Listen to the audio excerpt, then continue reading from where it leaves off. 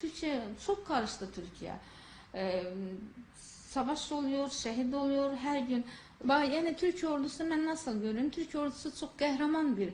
Yani onun çok bir kökü var. Her zaman kahraman oldu, məğlub edilmez oldu. Her zaman zafer salan bir. Yani ordu kimi ben bunu görüyorum. Türk askerine zafer yakışıyor. Başka bir şey yok. Türk askeri nerede varsa orada zafer var. Ben gurur duyuyorum Türk askeriyle. Türkiye'de mənim vətənim, Azərbaycan'da da mənim vətənim. Nasıl Azərbaycan ordusuna katıldım, savaşa katıldım.